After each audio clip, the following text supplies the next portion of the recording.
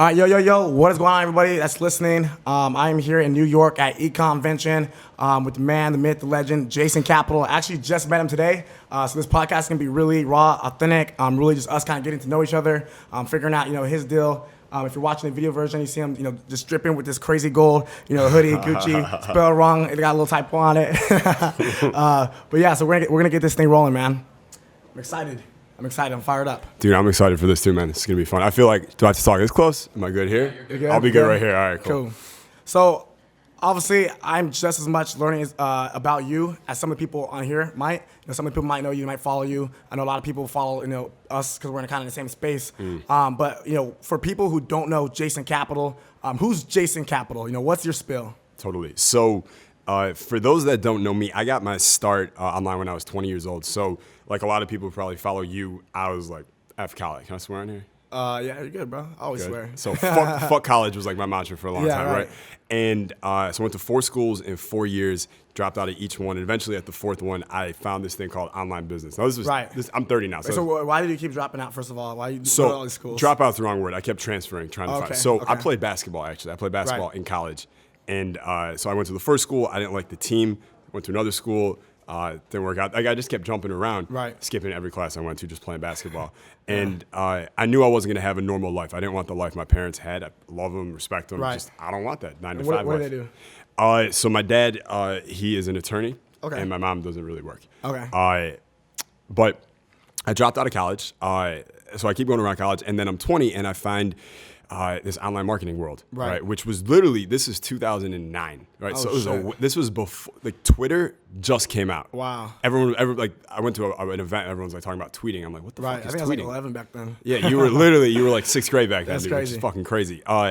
So I started to learn, and back then all we sold were like little ebooks. There wasn't video on your phone. We didn't even have that. Yeah, we had flip phones, right? You sent someone a picture on your phone back then. It took like 3 minutes to get the picture, and it was all pixelated and shit. Yeah, it's like, it's downloading now. Check back in 4 hours, right? But I launched a little ebook on basketball training, and it ended up selling real. I started making 20 grand a month immediately from my college apartment. And I dropped out of school officially. And I took that first 20 grand immediately. I went on Craigslist. I looked at used cars. I wanted a convertible. I bought an Audi A4 Cabriolet, beige interior, beige exterior, drop top. And I went to the lot, and like a Paul Wall song, I literally wrote a check for all the money my ebook just made. And I bought the car. So I had no money, but I did have a car now. And I had a business that was starting to make money for me. So how were you like marketing it back then? Like, where were you selling? Who were your customers? So I originally wrote like the copy for this book, and I put it on PayPal. That's how I was trying to sell it at first. No one was buying it at all. And then I got a scholarship to this little online marketing event called the Underground Online Seminar by a guy named Yannick Silver. You know Yannick Silver? Heard of him, yeah. He's one of the OGs of like internet marketing, right? So I go to this event, and I met a dude named Craig Ballantyne. And Craig was my first mentor. And Craig pulled me aside. He saw the site I was trying to sell my thing, and he was like, dude, this is terrible. This sucks, dude. He goes, this is trash, right? But he pulls out a napkin, and he writes some little shit on it. He's like, do this, do this, do this, and I guarantee you it'll work. And what he wrote on that napkin was literally get affiliates, and then here's how to get affiliates for your product. So I did what he said. I found one affiliate. Just so happened to be the biggest affiliate, like, in that little tiny niche. It was a company called Jump USA. I don't know if you've ever played basketball. Yeah. They used to sell. Hooper, bro. Hanging out, dunking. You remember the shoes, like jump shoes people wear, where it's like a platform in the front, so you're walking on your toes all day? Yeah. For Billy Crafts. Yes. Jump higher. Yeah. Right. So that Jump USA, they manufacture those. I think I actually bought them. Did you? Yeah. I bought a few basketball trainings online for sure too. I tried a ton. So they were my affiliate. It was just a good match. I got a basketball product. They got basketball people, and they promoted, and that's where the whole business literally came from, them being an affiliate. Hands off for you. In terms of what? In terms of like actually selling. The product? I mean, they sold it. You just created the product. So I created the product. I created the copy, the upsells, all that stuff, and I wrote the emails for them, and they just blasted out to their list a bunch of times and drove traffic, and our stuff converted decently because there wasn't much competition. Like my copy was terrible back then, but when there's no competition, you can get away with shitty marketing. And you're probably like, yo, this is easy. Easiest 20 grand I ever made, huh? Easy, and it was recurring because the front end offer was recurring offer. So I was like, this is great, right? So I drop out of school. Within a little bit of time, I moved to San Diego. It's like, you make money, you got to move to the beach, move right? to Cali, yeah, totally. So I got a little penthouse in Gaslamp District, and I got a legal marijuana card. And so I got this little business that makes me $20,000 a month. I barely work. So I'm just literally just hanging out with my buddy, smoking weed all day, meeting girls, like having fun. Yeah. And within a year or so, business falling apart. All I have left is like a roach. Like that's all I'm down to, right? And I couldn't afford to. It's either I could pay my taxes that year, or I could pay my rent. And I don't want to fuck with the government. I'm not sure about that one. I can take on a lot of people. I don't know about them. So I paid Uncle Sam. Had to move out. They kicked me out of the apartment, and I moved back home to Michigan. And I lived in my mom's basement for a while. Oh shit. Which was super like embarrassing for me, right? 'Cause all my boys back then, like when I left Michigan, I'm making money. I was like, fuck you guys, I don't need you anymore. Yeah, now I come home with my head between my teeth. Burn all bridges. I was a bridge burner back then, unfortunately. So I was like all alone down there, and I had to figure out like, what did I do wrong? Because a lot of people, maybe even listening, they make money online at first, but you have a good month and a bad month, and a good month and a bad month, and you can't find consistency, and you don't know why. And the problem is, I had built a hustle, I didn't build a business. Right. And there's a big fucking difference between the two. So that was like the lesson I took from it, and at that point, I didn't want to do basketball anymore because that shit failed. And I was like, what am I good at? And what I'd gotten really good at in the last few years, and I'd done it on the side, was teaching dudes how to meet women. Right. This was something I got really, really good at. So did you get good at that while you're just smoking and getting high? Or when did that go down? Yeah, well, it was like literally right around the same time I started learning internet marketing, I launched that basketball thing. Right. I was like studying the pickup artist world because copy and persuasion and what pickup artists do to attract women, very, very similar. Oh, no doubt. In fact, like I recommend everyone who's in marketing should read the book called The Game by Neil Strauss. Right. It's a really interesting read, but you'll learn a lot about marketing and building an audience and a tribe from what he talks about in that book. So I gotten really good. I gotten so good, in fact, that when I was still hanging out, so when I started making money on campus, I dropped out, but I stayed on campus for a year. That's what I did too. That's what you did, just to party, right? Yeah. Because it's fun. Yeah, fun so I did the same thing. Yeah. And I got going out 7 days a week. So here was my schedule at that point, all right? Wake up like 10 a.m. I'd work for like an hour on my business. That's all I needed to do. Right. 11 a.m. I call up my one friend who doesn't have class, and we go to the bar, start drinking vodka Rebels, and we just drank all day. And by 3 or 4, I'd usually like try and find a girl or something, and then we go back and kick it. And then I'd go to take a nap at like 7 p.m., wake up at 9, hungover, go eat Chipotle, get a burrito, and then do it all over again until 2 a.m., and then go to sleep late. And I did this 7 days a week for over a year. So I destroyed my liver, but I also got really, really good at meeting women thing. Right. And frats on campus started paying me to teach them before their frat parties. And then they started telling their brothers and their dads who were divorced, and I started helping everyone. I started getting paid for this. So I was like always a little side hustle thing I had. So when the basketball That's probably fun for you too. It was so much more fun. And the status that people were giving you, you probably felt like a G walking in. Like, I'm the man. Of course, man. And cool. like every guy, that's like the number one thing. Every guy wants to be validated as an attractive man. He wants to know he's desired by women. And that confidence carries over into other aspects too. Totally, completely. Yeah, it carries over everywhere, right? So, in my mom's basement, I'm like, what am I going to do? I start building this dating business, right? So I scrounged up enough money, and I moved back to California, and tiny ass apartments, all I could afford. But I started coaching guys in person, taking them on Santa Monica Promenade down there. Right. Like day gaming is what they called it, where you just take guys on the street and you go cold approach women and you do all that stuff. Right. And I liked it for a while, but me personally, and it's not for everyone, I like working with people that I like working with. Like, I don't like having clients that I don't necessarily want to be around. And some of the dudes I was taking out, I'm like... There's our relationships and stuff like that. It's like, well, imagine a dude who can barely get a word out. And he's so nervous and afraid of, like, the world. He's afraid of fucking life. Right. And, if you're the sum of the 5 people you hang around, and these are the people you're hanging around all the time, who are you becoming? Right. That makes sense. So I was like, I want to take this online so I don't have to do this anymore. Yeah. So I launched my dating thing, and... basically, from the time I was in my mom's basement, so that to 9 months later, I was a millionaire, right? All with the dating stuff. Right. And I just released different courses and books and products that were bestsellers there. And that dating business really grew up. It grew from like a tiny little coaching company into the recognized as the biggest company in that industry for a few years. Right. And then, so just to fast forward everyone to where I'm at now, about 3 years ago, I've had a girlfriend for 5 years. We live together. We have 2 dogs together, which we call our children. Like, I don't do that life anymore. Right. So there was an incongruency if I'm teaching guys how to meet women and be single, if that's not my life anymore. It felt dissonant. I didn't like how it felt inside. And it's not what I'm passionate about anymore. What I'm passionate about is copy and marketing. Those are my two favorite things in the fucking world. So I was like, I want to build a business around this. So I wrote a book, which became a bestseller. And I left the dating company. I turned that off. And the last 3 years, I've been helping people worldwide replace rat race income with laptop income using copywriting. Right. So for a certain amount of time in your life, it sounds like you're living like every kid's from, fucking 14 to like 22's like ideal lifestyle. Yeah. Like making money, pulling girls. Yeah. Like, every little kid, follows Dan Brazilian, wants to be like that. You literally like live that life for a while. I would say probably 0.1% of people ever get to do anything even close to that. Yeah. Matter of fact, ever have the confidence or the skills enough to even talk to girls in the first place. Completely. So that's fucking insane. Completely. And what's funny is during that time, I actually, like this was 2014 or 2015, Dan actually called me. And Dan Brazilian? Yeah, he hit me up. And he was like thinking about releasing a dating course. Right. So I have a mutual friend with him, my buddy Lynn, and Lynn connected us. And I was at Dan's house. And I went there a bunch of times because I used to live in the Hollywood Hills near him. And we would talk a lot about dating courses. And we had ideas for him about what he could do. Because obviously that dude's got game. Yeah. It just never transpired. But we've gone back and forth a bunch of times about doing something with him. Back then, I wouldn't do it anymore because I'm not in the industry. But it was, what was interesting for me is even like going to Dan's house and hanging out with him, whether it's at his parties or just like shooting the shit with him and seeing that lifestyle. It looks cool on Instagram, man, but in real life, like it's not like it's making him super happy. The dude, like I'll tell you a story. I don't even know if I should be saying this, but fuck it.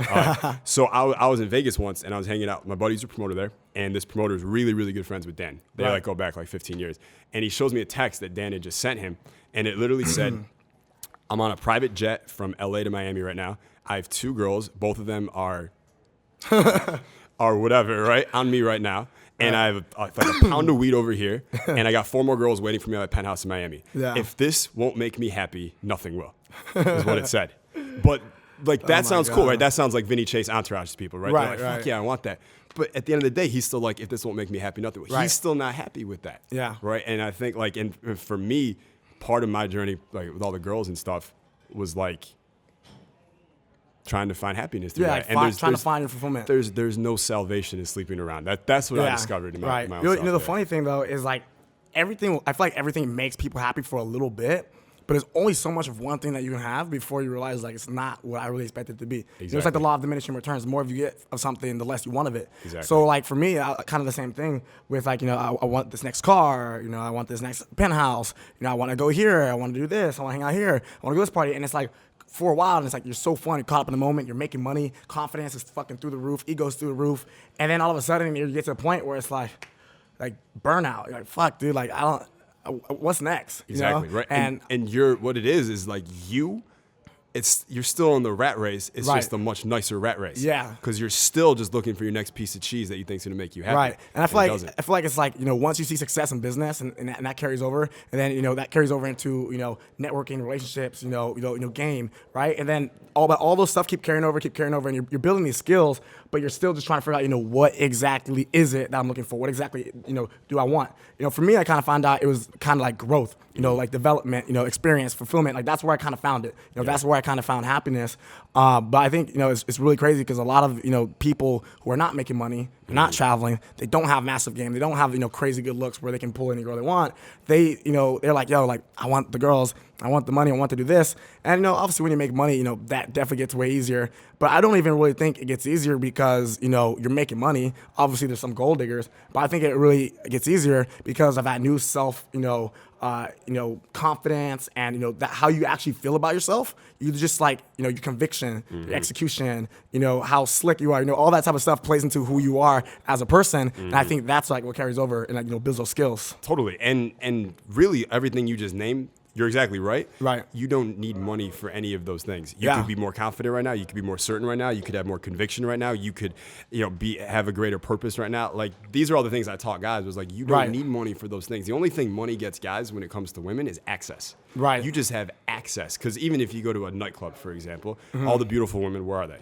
Tables. They're at the tables behind the velvet rope, right? And how do you get behind there? You have money or the guy who has money. Right. That's the only way you're getting in there. Right. So it's just access, right? So if you believe if I have money, I'm attractive. If I don't have money, I'm not attractive. Then yes, of course, getting money is going to make you feel more attractive. Right. But you could just feel more attractive right now. Right, and I think that goes into too. I think we were talking about it a little bit earlier, like social hacking. Getting into those circles where you don't, like you said, you don't even have to have money, but if you know the guy who has money, and it's also like law of association. Like you said, you're the sum of the 5 people you hang out with the most. If you're hanging around people that have money, if you're hanging around people who have confidence, if you're hanging around people who feel good about themselves, good energy, and you get around those people, then by default, eventually you're gonna get to that level. Because I was always like a shy kid, like girls try to talk to me, I'm nervous, shaking, and it's kind of crazy when I think about it. But like for me, it's just because I was always hustling since I was young, so I was always focused on getting that next business, making that next sale, making money, all these different like side hustles, and then it was like, but I didn't know how to transfer those skills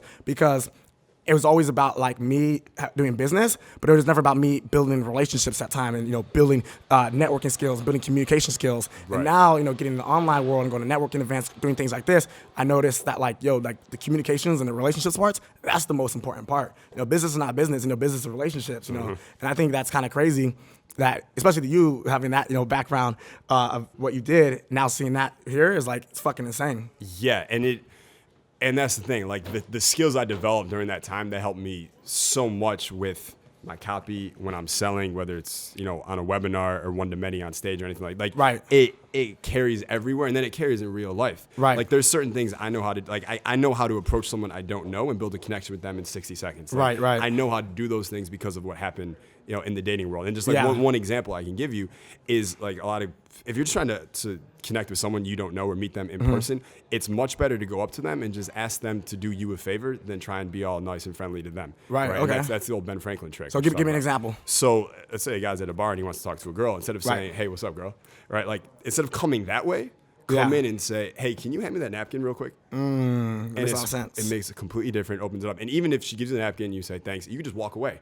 Right. But now what happens if you come back 5 minutes later and try to talk to her? How Right. much more receptive is she going to be? Yeah, the barrier and that, wall is definitely... It's completely down because she did you a favor. And the way our subconscious rationalizes it, right. I wouldn't do someone a favor unless I prefer them or I like them. Right. And if she did you a favor, she can't not rationalize it that way. Right. It makes logical sense inside the head. Yes. So her likability towards you actually increases. And that's just one of a lot of ways. But right. That goes into too, the cognitive biases and psychology, because I'm super big into that too. Okay. So I like how I see how you transfer those skills. And I'm like, I use that too. I like that. I like that. So what are you doing like now? I know your office is like 10 minutes from my house. It's like super, super close. So I'm surprised it's the first time we're connecting. I know Tiffany, your assistant for a while as well. I'm glad we get to connect. Yeah. I'm glad we get to connect. Maybe we'll link up in the OC or something like that. But So what are you doing now? Your main gig. I know you do I actually get a lot of DMs like literally all the time. Hey man, I've been coached by Jason Capital, email marketing. Let me do your emails. Let me help you with your sales. I get it all the time. That's awesome. So I'm like, that's what I kind of was. I was like, I know he does something with email marketing, and email marketing is huge. I just did a workshop about like e-commerce and stuff like that, and I had a bunch of different people come on speaking, like people who are making millions with Shopify and e-commerce, and they were all saying, since they added email marketing to their business, their sales increased by at least 20%. So I know it's huge. It's humongous, yeah. And especially considering all these people, and I know your coaching program must be doing well, considering I have all these people in my DMs every single week. I'm always like, did this guy hit me up before? And I'm like, oh no, it's just a different guy. It's a different one. Yeah. More and more coming through. Yeah. So what I'm doing right now is I'm like, my mission right now is, and this is like, I love the Avengers. Do you like the Avengers? Yeah, I do. Okay, like I have an obsession. Yeah. I've seen all of them at least 20 times. Like last night I was watching Civil War. Right. Like I probably watch part of an Avengers movie every night. Okay. It's my thing, right? Right. But my mission is I want to put together like an Avengers-like team of the world's best copywriters. Or if it was the Avengers, Earth's mightiest copywriters is what I'm trying to put together. Like a fucking team of just badasses who write the highest converting best copy on the planet. Right.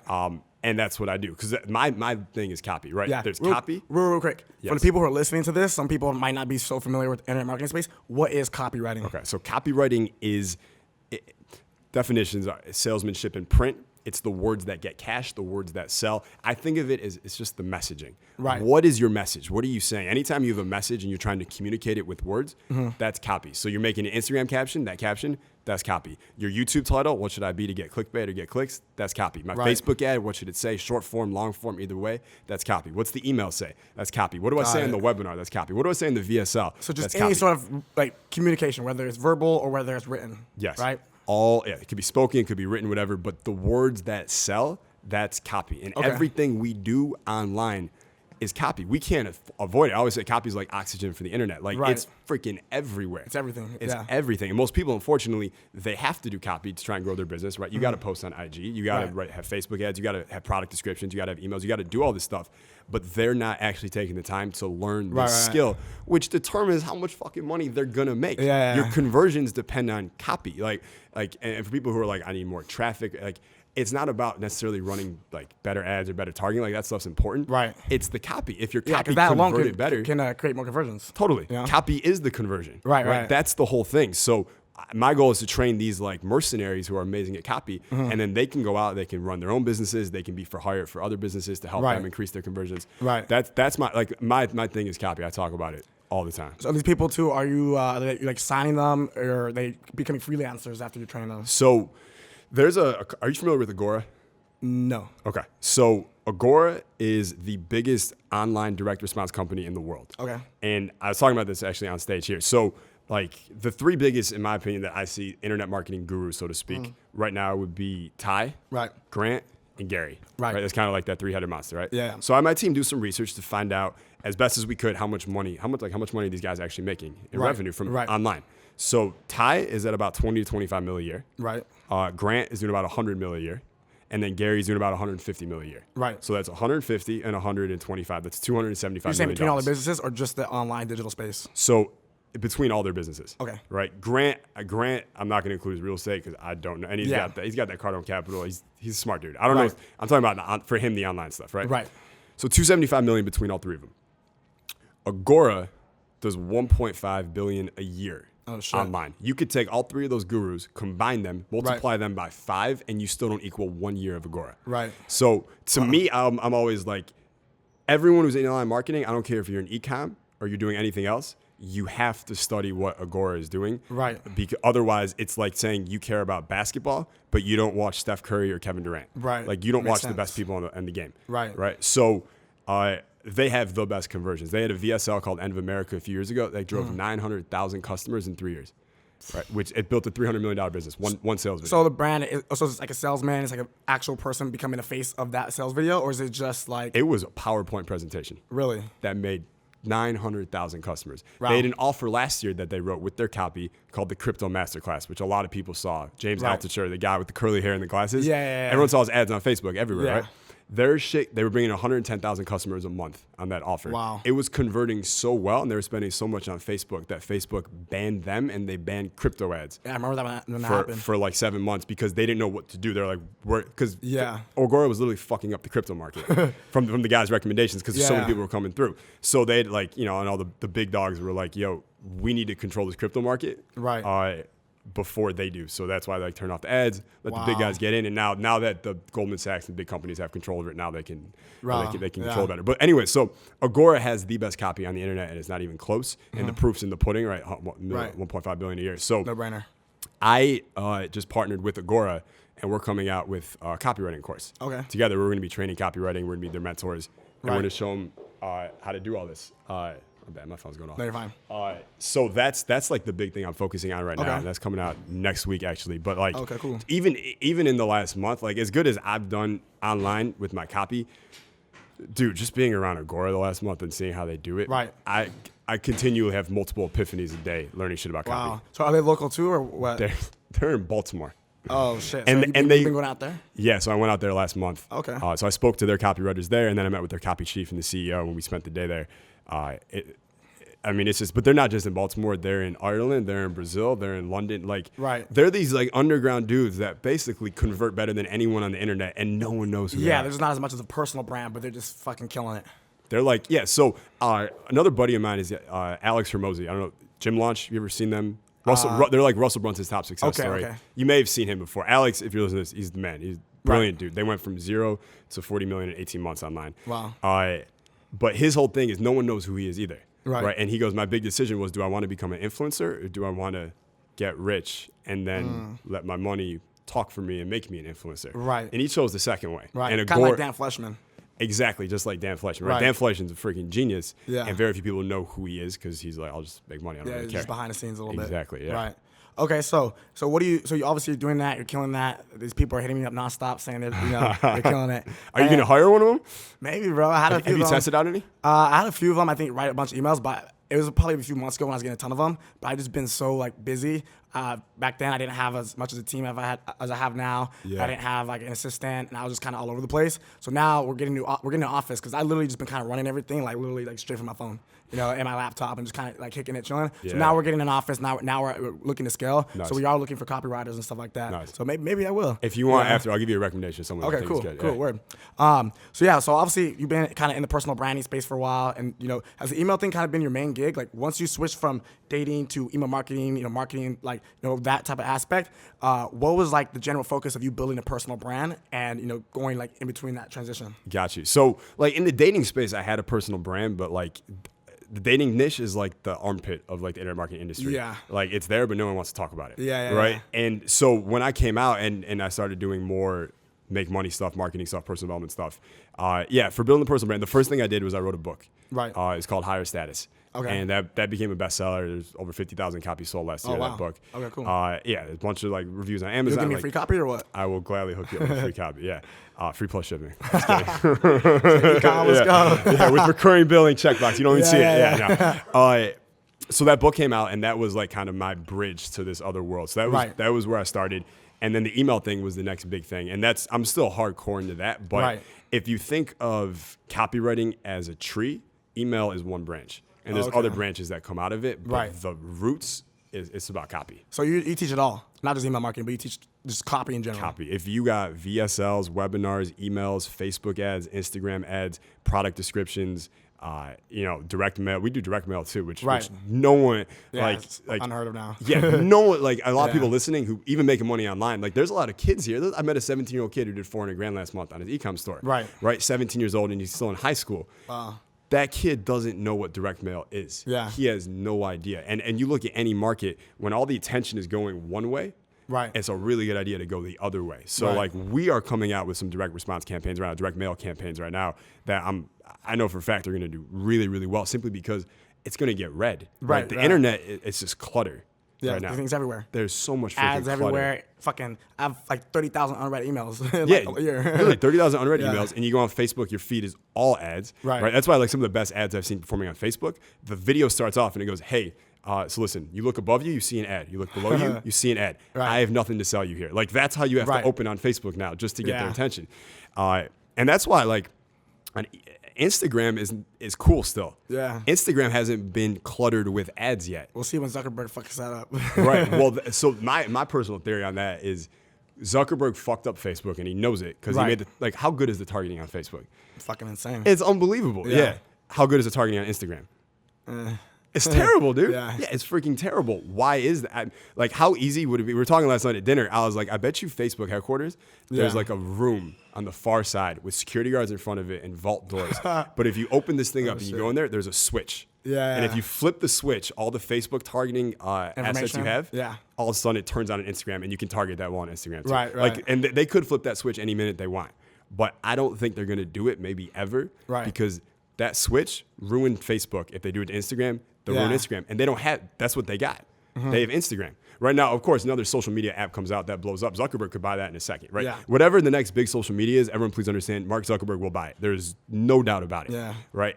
But right now, they got Facebook and they got Instagram, and Facebook is dying for a lot of people. It's just all paid advertisements. That's it. Old people with their family. It's literally, it's literally old people with their families and then ads. Right. And Instagram's not. Instagram's still cool. Right. So let me ask you a question. This is just something I'm genuinely curious about. I've talked about things before, like with friends. Like I'm like, hey, I kind of want to go to Big Bear. I want to go to New York. And all of a sudden I see ads like on my feed showing Big Bear, New York. I haven't searched it once. Literally just talking. Do you think they're fucking listening? And like I heard they are. You think so? Because I thought it was pretty damn crazy, and like I thought maybe I was tripping. It's maybe pure coincidence, but I think that's pretty insane that they're doing that. Here's what I know. I know that they have the ability to be listening. Right. I can't because I don't fucking know. Right. I don't know. They could. Your phone could easily be a walkie-talkie, and they could be listening to it. They have that technology. It could also be just confirmation bias. Yeah, that's right. that Now, too. yeah, it's like when you start looking for like you're gonna buy a new Ferrari, you start seeing Ferraris everywhere. Right. You start thinking about going to Big Bear, you start seeing shit. Your brain just may be looking for that now too. That's true. That's true. Yeah. So obviously you're killing it now. You have this crazy personal brand. But how did Jason Capital become like Jason Capital in terms of like speaking at events? I know you spoke at events or featured in publications. Like how did like all that come across? Where do people say like, oh, like shit, like we need him to come present because he's gonna help grow the sales of our business. He's gonna help these people generate more business and money. Totally. So I mean, I think there's a few things that go into it, and you can't just pick one. Write a book. Okay. And don't write a PDF on Amazon. Like write an actual book. You'll see a lot of people make a lot of money online, spending 3 months of their lives for like a little $100,000 advance to write a book and get it actually published. And you wonder why? Well, it's because what it does for your brand is insane. Right. Was yours self-published or do you have a? So I went through Tucker Max's company. It's called Book in a Box. Okay. So it's called Lionheart Publishing. I think it's the name of the publisher. But that book, for instance, I'll give you an example. When that book came out, sold a lot of copies. It got passed around, and somehow the copy chief at Agora and the affiliate manager at Agora, Chris Daigle is his name, got their hands on it. Right. And they read it, and they're like, dude, this book's fucking great. And they handed it out to almost everyone who worked there. Wow. And then the copy chief at Agora read the book, loved it, bought a bunch of my old programs, like on my programs. Right. They changed his life. So a few months ago, they hit me up and were like, dude, we love your programs. Why don't you come visit us? Wow. That's how this whole thing with Agora even started. That's how you, wow. So you got to write a book. Are you writing a book? I need to get on it. Yeah, dude. I and this like podcast now, go write a book. Yeah. I have like 4 ideas. I've just never done it. Honestly, I'm just going to fucking transcript all my audio. Well, so if you go through Book in a Box, I had a great experience. I recommend it. You just do calls where they interview you. And you speak and answer, and then their proofreaders, they'll write it for you. Okay, cool. Right, so you don't have to sit down and write a whole book. Down and write that. No. You just do calls, and you can do it. So book is really important. The other thing that's important, I think, is like it's like if you want to speak more, you have to be speaking already. Right. Which is the thing. Like, how's the best way to attract more women? Have women already. What's the best way to make money? Have money already, right? Right. So, and it's kind of that like chicken and egg. How do I get it if I don't have it? Well, one of the ways you can do it is start speaking for free everywhere you go. Right. Just look to speak. And then, of course, once you speak, get the footage, put it on your IG, put it on Facebook. If people see you speaking, then they're gonna now, like, instead of telling them like, hey, come hire me, they see you speaking, and now they're like, oh, this person's a speaker. Let me get them. Like, I spoke a couple months ago at a college in Irvine College, actually. Okay. Right. I'd never spoken at a college before. Yeah. I speak there. We take the footage. We put it online. 2 weeks later, I'm getting emails from people at like UC San Diego or UCLA, and they're like, "Hey, come speak at our class. We want you in our business class to speak too." Because I'm gonna turn this off. Right. And it's raising your influence, your authority, and the credibility where people go and look at you like, oh shit, he's a fucking speaker, he's killing it, he's crushing it. We need this guy. Exactly. And then of course the easy sell to the business professor or anyone else is like, well, who is he? Well, look, he's got a book. Yeah. Right. And then it's a rationalization, like, oh shit, he's got a book, he must be good. Yeah. Then you see the gram's popping. Exactly. Like, so they see all that, and then in terms of actual speaking and working on the skill. 2 things. One, speak all the fucking time. Right. You should be speaking every day. With certain clients who need help with their speaking, what I have them do is I make them. So, check this. The average person speaks for 12 minutes a day. Okay. 12 minutes a day you spend speaking. 23 hours and 48 minutes, you don't say a word. I'm probably like 7 hours a day. Yeah, like guys like us, we don't shut the fuck up. Yeah, we're annoying, right? Yeah, we don't people stop. are like, oh, chill, bro. I'm like, bro, come on. Yeah, but average person, 12 minutes a day. Right. How the fuck are you supposed to get good at anything doing it 12 minutes a day? Yeah. You're not. So I make them speak for 1 hour a day minimum. Okay. So I'm like, even if you could only get 20 minutes in with people, you got to go on your phone or do a video or something and just practice. Just talk. And I don't care if there's an audience or not, just practice talking. That's the first thing. The second thing is get a fucking coach, get a mentor. Yeah. Right. So I've had different speaking mentors that I've hired who have helped me with my speaking a lot. One guy who I would recommend is brilliant. His name's Sean Stevenson. You ever heard of him?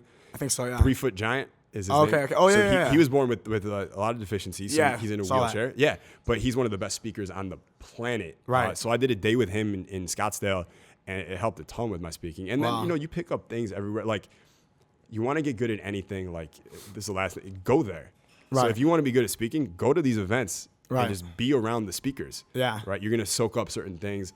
It's kind of subconscious. Yeah. You're just gonna pick it up totally. And like the last thing I do, because like when I find something I want to be good at, dude, what I know is that it's about skills. Like, I'm always looking to Kaizen my skills. Right. I'm just build skills. That's what I'm trying to do. So when I decide a skill like speaking or copy or something, I'm gonna go all in on it. So what I did a couple of years ago is I would spend an hour a day for like 6 months straight watching just Tony Robbins or Gary Vee, their keynotes. Yeah. And I'd watch them with a notebook, and I'm just taking notes on every little thing that they're doing. Right. And just that act of that is, I studied this shit yesterday, and now I'm on camera today.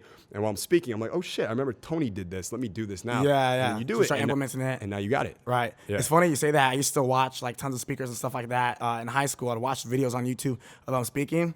And I would watch it with friends, friends that I wanted to start business with, that I hang out with, or business partners. And I'd be like, pause it, and I would like stand up like in front of the room and be getting all fired up. Yeah. Like, oh, when we speak at this event, I'm gonna say, this, and I'm gonna say this, and I'm out here doing the hand movements, walking around, pacing back and forth in my living room, like talking to nobody, but like two people sitting down. Right. And the energy just starts radiating off each other, and everybody's, more and more energy, everybody's speaking. And it's funny, I think I was literally just doing that the other day, and my buddy, Jeff Bunting, was like, dude, who the hell are you talking to? I was like, I'm just fucking fired up, bro. Yeah. Like, we're about to throw down at this event. I'm good to go, Totally, So it's kind of funny because, like, really exactly how I throw down while I'm just walking by myself and pacing is like the same way it's on stage, besides all the fucking lights and shit hurting my eyes, but it's the same thing. Exactly. That's crazy. Yeah, exactly. Like, my thing is I don't switch off. Right. And I don't want to switch off. Right. I like being on. I like what I do. Like, I could work 14 hours a day, 7 days a week, because I love everything that I do, 100%. right?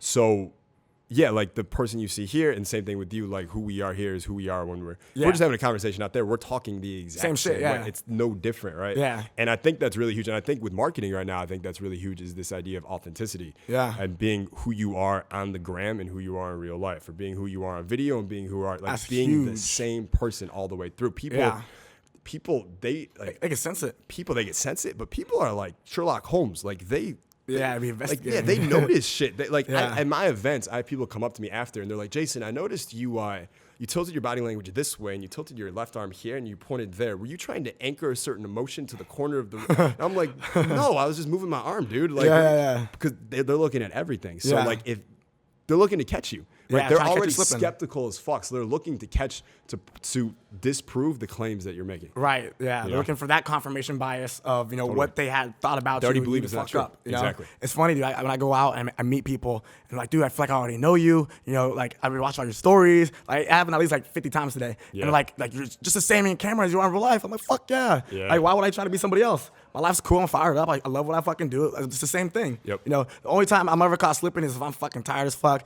Maybe there's a little party the day before, a little hungover. I'm at the store in the morning. I'm out getting breakfast, and then they catch me slipping. Yo, Josh. I'm like, what's up, dude? Yeah, right? Yeah. That's the only time. But otherwise, it's always good energy. It's always being excited, and like people, they sense that and they fuck with it. Completely. So then at the same time, like when you have your personal brand, you're selling products, you're selling services. People don't feel like they're being sold because you're just being fucking real with them. Exactly. Like what I would say on camera, selling some shit in the VSL, I will tell you directly to your fucking face. Exactly. Even if nobody's in the fucking room, like just me and you, like this is honestly what you need. And I think people, they fuck with that, and I can tell, just talking to you right now, that it's that same vibe. And like I said, I've seen some of your ads. One of the ones I saw a few months ago, I fucking saw it every day. Stop. You want a house, you want the cars, or whatever it was. I was in the hot tub, right? Yeah, the unicorn behind me. Yeah. Every fucking YouTube video, bro. I'm like, dude, how much is he spending on ads right now? Just every time, man. Yeah. And it was funny. I could literally riff that ad on like any time, any moment. I could just stop chasing money. You want a mansion. You want a Ferrari. You want to take trips around the globe and go to Paris and Spain, Ibiza with your friends. You don't need money. Yeah, when I first saw it, I was like, wait, what? It got my attention. And people that I was with and I'd be with them, they'd be like, who's that guy? Yeah. I'm like, oh, I think he lives pretty close to here, That's like next door. Yeah, it's like right there. That's funny. It's funny. There's a lot of internet marketers living in our area now, which a couple of years ago was not true. Yeah. Because I've been in Orange We County. have the same chiropractor now. For 4 years. Do we? Yeah. Anthony. You go to Anthony? Yeah, he just started coming over. That's the most painful shit ever. Bro, I was like crying. I couldn't walk for days, yo. that shit But I is felt good painful. after. Felt good after for sure. Yeah, Anthony's the man. Yeah, dude. Yeah, it's He's so telling me, like, dude, you're fucking stressed out. He's like, you need to do this, you need to sleep more. He like touches your rib and he's like, you need more calcium. Yeah. I'm like, dude, how do you know this? Are you bullshitting me? Right? Yeah. It's crazy how I can do that, dude. But yo, so I know you don't have that much time. You got to catch a flight. You're literally in New York for less than 24 hours. Yeah. Came here, threw it down, cashed out. So for the people that's listening, I got a lot of value. I actually like connecting with you. But for people listening, where can they find you on social media? How can they get in touch with you? How can they find your products and services? Let them know. Perfect. So don't do anything but follow me on Instagram. That's where I spend most of my time now. It's just at Jason Capital. Follow me, send me a DM. I will personally respond to you. And if you're looking to get good at copy, definitely send me a DM because, again, I'm on the hunt for as many copywriters as I can train right now. I need you to send me your best fucking one. Okay. Your best one, bro. I'll do it. You might have to do it yourself, honestly. I'll pay you. Pretty expensive, man. All right, cool. So I hope you guys got a lot of value. This is the man, the myth, the legend, Jason Capital. Follow him on Instagram. Absolutely killed it. My dude's, like I said, dripping in the gold. We're out here in New York, baby. So thanks for listening. See you guys soon. Peace.